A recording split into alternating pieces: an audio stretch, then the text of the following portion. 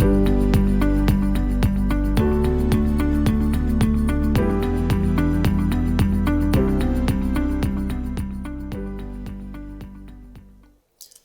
vous salue à nouveau et bienvenue encore une fois dans In Studio. Et voilà, nous sommes dans la dernière session par rapport à ce thème qu'on a développé pendant 4 sessions, les caractéristiques d'une église dynamique. Et notre dernière session, nous parlons d'une église attachée à la mission. Une église dynamique, c'est une église qui est attachée à la mission. Comme je l'avais dit, ce n'est pas exhaustif. On peut trouver plein d'autres éléments, aller jusqu'à 15 caractéristiques peut-être, mais ce qui me tenait à cœur et que j'estime comme étant vraiment les principaux, ces quelques 5 que j'ai présentés. Nous connaissons tous Matthieu chapitre 28, versets 18 à 20, où Jésus a dit à ses disciples, « Allez, faites des nations des disciples, baptisez-les au nom du Père, du Fils et du Saint-Esprit. » Allez, la grande commission, comme nous aimons souvent le dire. Et dans Actes chapitre 1er, verset 8, « Vous recevrez une puissance, celle du Saint-Esprit, et vous serez mes témoins à Jérusalem, dans la Judée, dans la Samarie, jusqu'aux extrémités de la terre. » Vous savez, la première église que nous voyons dans les Actes des Apôtres était une église missionnaire. Une église qui accomplit sa mission, même si il a fallu passer par la persécution dans Actes au chapitre 7, mais nous voyons que bien que c'est parti d'une persécution, elle a été missionnaire. Et c'est ce qui est beaucoup plus important. Une église est appelée donc à être missionnaire, donc attachée à la mission.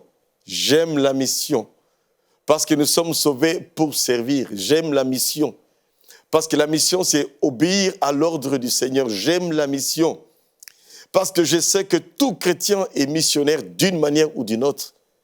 Même si ce n'est pas forcément avec le grand M où on est envoyé, c'est tout le monde qui prie pour vous, vous quittez votre territoire pour une autre territoire. Si on n'est pas tous avec un grand M, mais au moins on peut l'être avec un petit M. Missionnaire dans le quartier, missionnaire dans la famille, missionnaire en tant que directeur, missionnaire en tant que médecin, missionnaire en tant que pilote d'avion, missionnaire en tant que mécanicien d'avion. On est appelé à être missionnaire, chacun d'entre nous, chacun pour sa part, là où Dieu l'a placé, quel que soit notre domaine professionnel.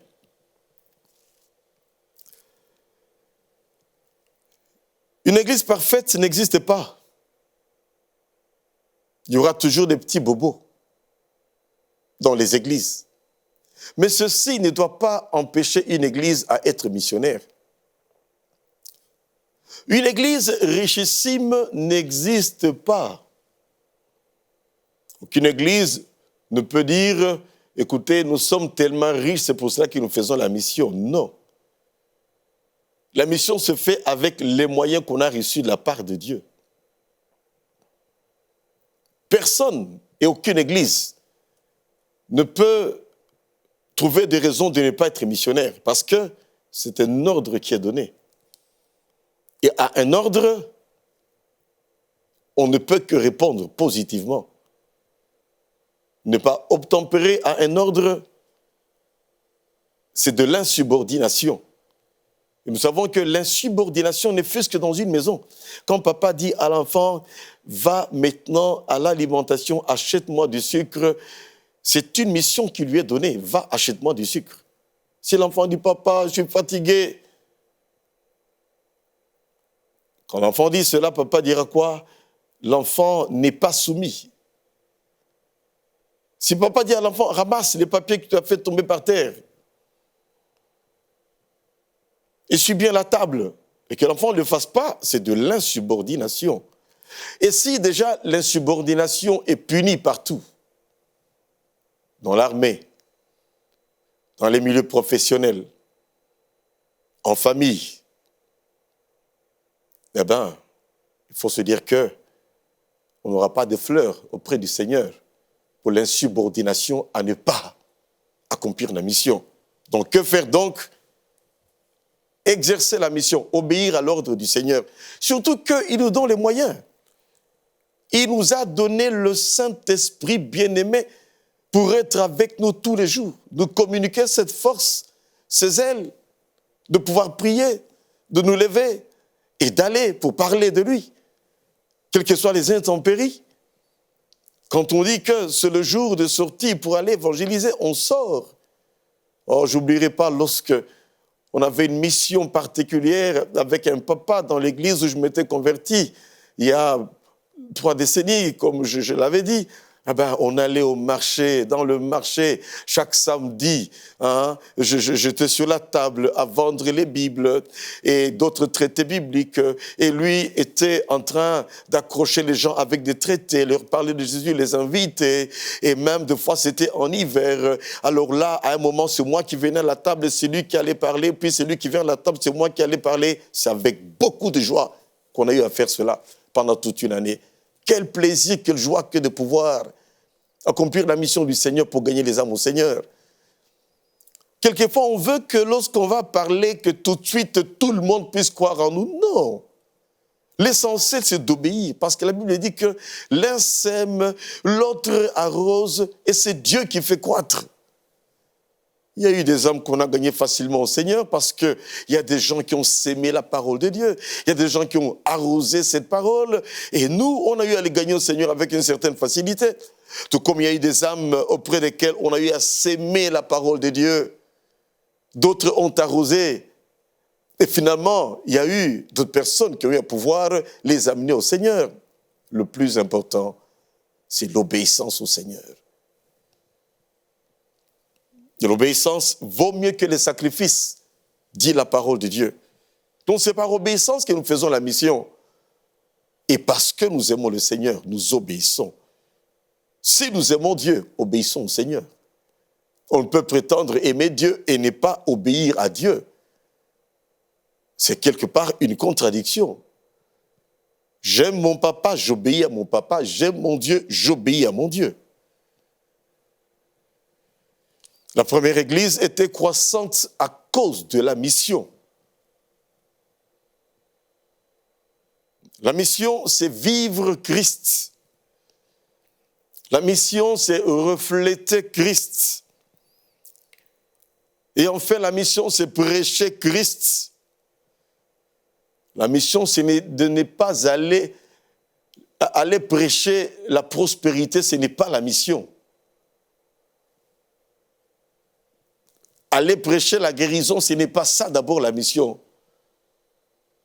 Aller prêcher Christ, qui est mort à la croix pour chacun d'entre nous, qui a été crucifié, enseveli, ressuscité, monté au ciel et qui reviendra. Nous prêchons Jésus. Celui dont le sang a coulé à la croix de Golgotha pour notre salut. Une grosse erreur est commise aujourd'hui, je m'excuse, je ne suis pas en train de vilipender ou de jeter des pierres à une église quelconque, mais sincèrement, je peux dire que si on est en train de prêcher la prospérité, si on est en train de prêcher les bénédictions et qu'on ne prêche pas, bien aimé, la repentance et le salut en Jésus, on est en train de faire un travail contraire à ce que Dieu nous a demandé de faire. Vous savez, quand Dieu nous dit « viens », et après nous dit « va », nous venons à Jésus, nous recevons le salut. Après, nous allons vers le monde pour présenter Jésus-Christ aux âmes qui sont perdues. La mission, elle est dynamique pour le salut des âmes et elle n'est pas statique. Le Seigneur veut que nous évangélisions, que nous gagnions des âmes au Seigneur. Le Seigneur veut que nous quittions notre petit confort et que nous allions parler de Jésus. Pas seulement dans les grandes villes, mais dans les bidonvilles également. Pas seulement dans les bidonvilles, mais également, bien-aimés, dans les campagnes, dans les villages. Qui sont ces serviteurs aujourd'hui? Prêts à accepter d'aller annoncer Jésus-Christ parmi les pygmées, prêts à accepter d'aller annoncer Jésus-Christ dans les milieux où il n'y a pas de confort. Car de plus en plus, là où c'est confortable, c'est l'appel de Dieu. Là où ce n'est pas confortable, il faut la conviction divine. Non, nous obéissons et nous allons là où Dieu nous envoie. Tout chrétien doit faire la mission à son niveau, avec la grâce qu'il a reçue de Dieu. Il n'y a pas de mission sans missionnaire. Le missionnaire, c'est toi, c'est moi. Il n'y a pas non plus de missionnaire sans mission. Nous sommes missionnaires, nous avons une mission. C'est de proclamer Christ, c'est de gagner les âmes au Seigneur. Une église qui n'est pas missionnaire, elle est démissionnaire. Dieu ne nous a pas appelés à recycler l'argent de l'église uniquement dans l'église. Il est anormal d'être là des années et l'argent est recyclé au même endroit. À partir du moment où on n'est pas missionnaire, on est démissionnaire. Et c'est extrêmement dangereux d'être démissionnaire. Parce que là, très vite, l'ennemi peut profiter et amener de livrer, amener le trouble, amener de problèmes. Ma petite expérience dans l'œuvre de Dieu, après ces 2 petites décennies de ministère, c'est que plus nous exerçons la mission, plus le Seigneur nous donne d'autres serviteurs, plus nous exerçons la mission, plus le Seigneur pourvoit à nos besoins, plus nous exerçons la mission, plus le Seigneur se lève également pour protéger les intérêts de son Église. Vous voulez voir la main de Dieu sous toutes les formes? Exercez la mission. Mais ne l'exercez pas parce qu'il y a des intérêts que tu attends. Tu l'exerces par amour. On l'exerce par amour. On l'exerce par obéissance. On l'exerce parce que le monde est perdu. Les antivaleurs prennent de plus en plus de la place. Le bien de plus en plus appelé mal. Le mal de plus en plus appelé bien. Et quoi faire, bien-aimé? Proclamer la bonne nouvelle de Jésus-Christ, qui est venu, qui est mort à la croix de Golgotha, pour pouvoir sauver les perdus. Soyons missionnaires. Allons, parlons de Jésus à ces bien-aimés que nous connaissons.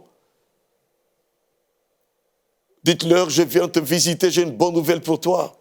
Invite-le dans un restaurant et profite un moment pour lui parler du Seigneur. Il avait failli un jour qu'un ancien ami d'enfance vienne me visiter avec détermination pour me parler de Jésus. J'ai pratiquement eu à pouvoir le désapprouver, le boycotter quand il me disait « Accompagne-moi à l'église, je vais prier demain ». Qu'est-ce que je lui disais? « Mais enfin, je suis fatigué de la prière. Je priais, qu'est-ce que j'ai reçu ?» Je suis passé par tout un tas de pratiques religieuses, mais ça ne m'a mené nulle part. J'étais dans des sectes, ça ne m'a mené nulle part. Et tu veux dire que je vais t'accompagner pour aller prier. Mais prier quoi? Et prier qui? Il me dira finalement, ne fût-ce que pour nos amitiés, peux-tu m'accompagner dans une église où je vais aller prier aujourd'hui? Je lui dis, bon, enfin, pour te faire plaisir, je t'accompagne. Or, bien-aimé, dans le cœur de l'homme, il y a un vide qui a la forme de Jésus. Il y avait un vide dans mon cœur que le monde n'a pas pu arriver à combler. Aucun plaisir de ce monde. L'alcool n'avait pas comblé mon cœur. Les plaisirs du monde n'avaient pas comblé mon cœur. Les honneurs du monde n'avaient pas comblé mon cœur. L'argent n'avait pas comblé mon cœur. Les voyages n'avaient pas comblé mon cœur. Mais ce jour-là, j'ai dit, Dieu, si tu existes, révèle-toi à moi. Et je vous assure que cette merveilleuse aventure avec le Seigneur a commencé là. Dans ce mois de septembre 1981, où le Seigneur a fait vibrer mon cœur. Je ne parlais pas d'une vibration spirituelle, mais une vibration physique, une palpitation qui m'a saisi. Je me suis dit, il y a quelque chose ici. C'était le moyen de Dieu, comme il a eu à le faire avec Saul de Tarse. Il a fallu qu'il entende une voix qui sort du ciel. Saul, pourquoi me persécutes-tu? Il tomba de son cheval. Et voilà, il va s'écrier, qui es-tu, Seigneur? Crois-moi, Dieu a les moyens de sa politique. C'est pour cela, prions pour les perdus. Et Dieu sait comment il va faire pour le gagner au Seigneur. Ce jour-là, j'ai seulement dit, si tu existes, révèle-toi, moi je suis fatigué. Cette palpitation m'a poussé à sonder un Nouveau Testament. Ça m'a poussé à pouvoir voir le pasteur lui-même. On a discuté avec lui. Il m'a amené au pont. Il m'a dit, Jean-Claude, il y a un vide dans ton cœur.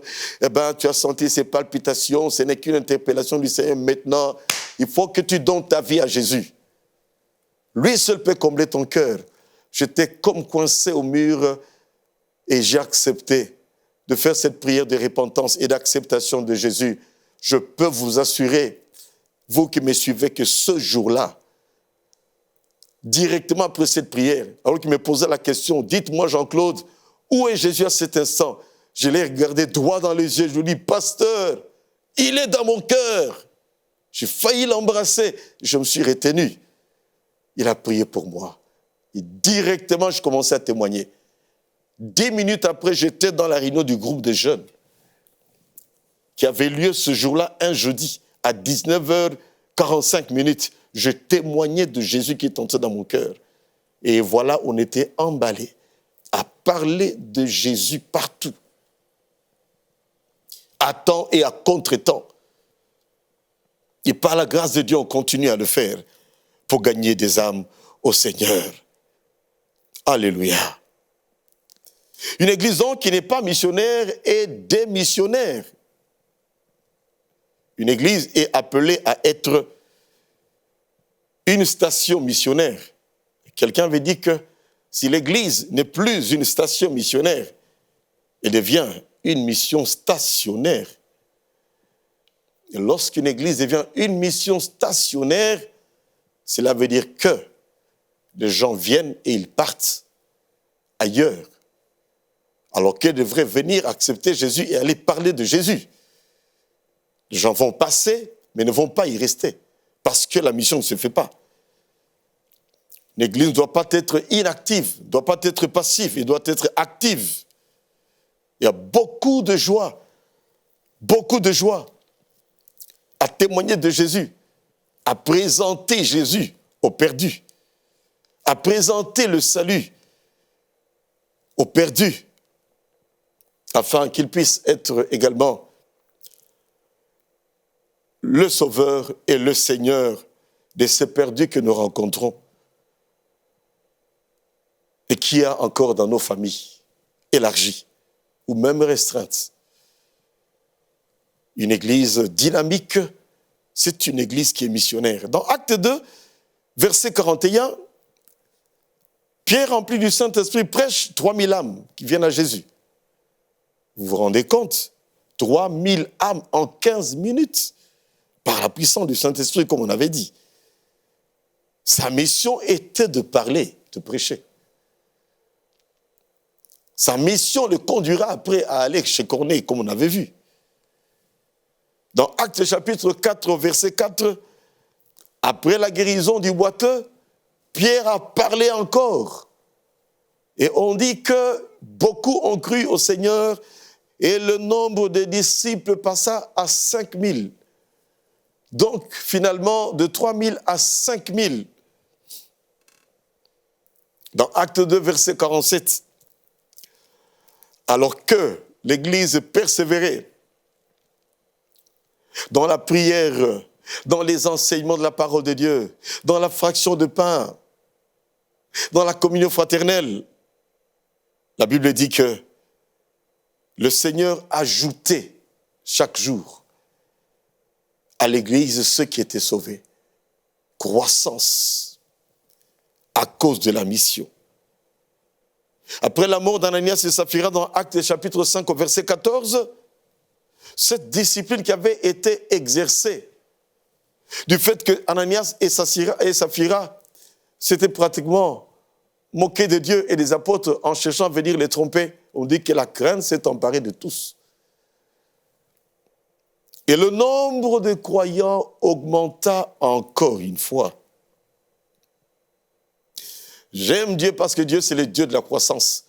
Il ne minimise pas du tout les petits commencements. C'est pour cela que lorsqu'une église est encore petite, à peine 50 membres, 60 membres, loin de moi de pouvoir la minimiser.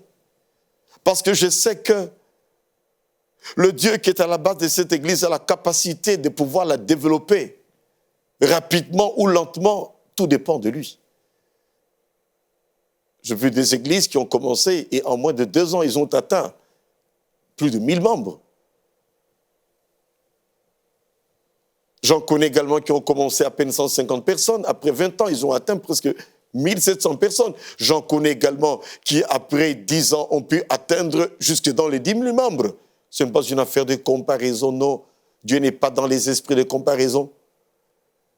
Mais une chose est certaine, c'est que notre Dieu, c'est le Dieu de la croissance.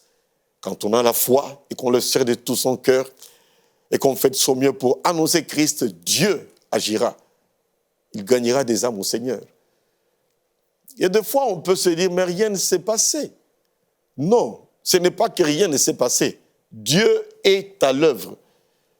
Parce qu'il peut se faire que ne fût-ce qu'une seule personne arrive à accepter Jésus pour un missionnaire qui est allé au loin pour annoncer la parole de Dieu et qui aura vécu dans la crainte de Dieu. Il peut se faire qu'il aura gagné au Seigneur juste une seule personne et que cette personne devient vraiment un serviteur de Dieu, un véritable apôtre à partir desquels beaucoup d'autres églises vont être fondées. N'est-ce pas que Jésus a commencé tout simplement avec les 12 et aujourd'hui, le monde entier est rempli de sa parole.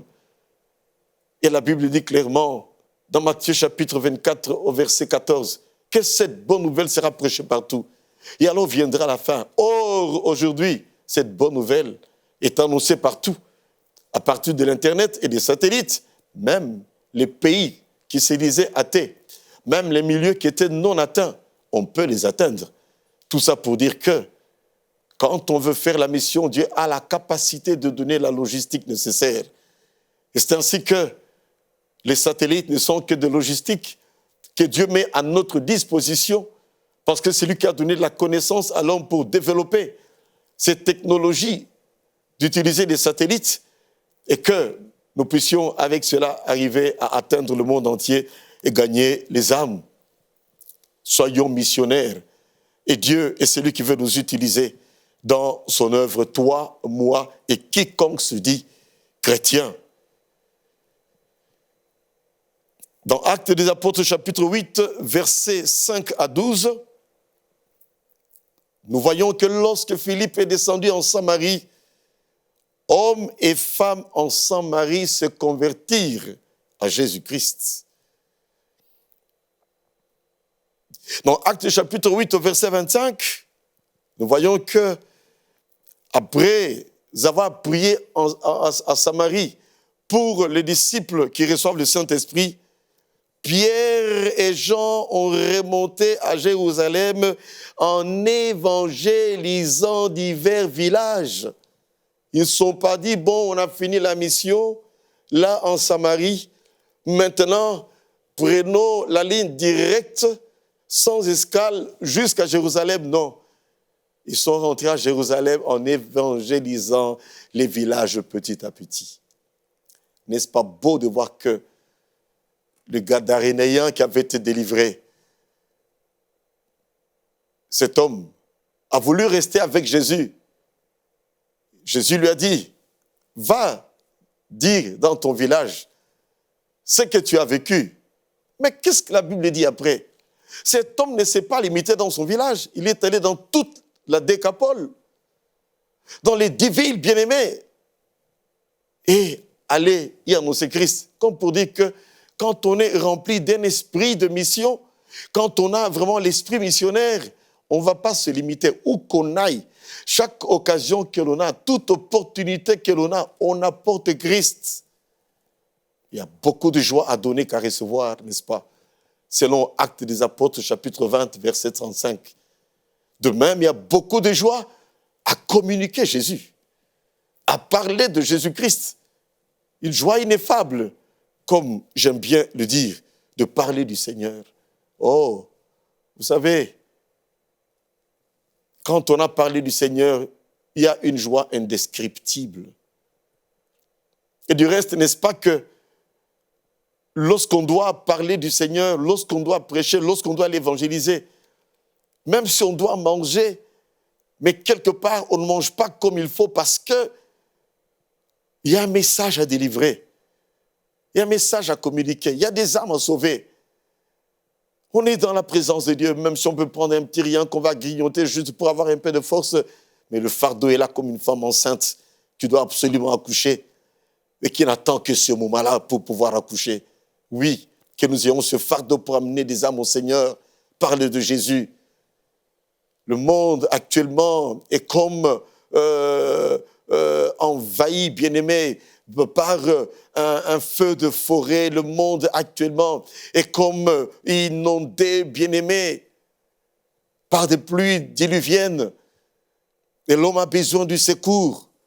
Il n'y a que Jésus seul qui peut secourir ces gens qui sont tentés de se noyer dans le péché. Il n'y a que Jésus seul qui peut secourir ces gens qui sont tentés d'être consumés par le péché. Mais qui va-t-il utiliser? C'est toi qu'il va utiliser. C'est moi qu'il va utiliser, mon frère, ma sœur. Ayons compassion des perdus. La Bible dit que si nous voyons quelqu'un mourir dans son péché et que nous ne l'avertissons pas qu'il meurt dans son péché, son sang nous sera demandé.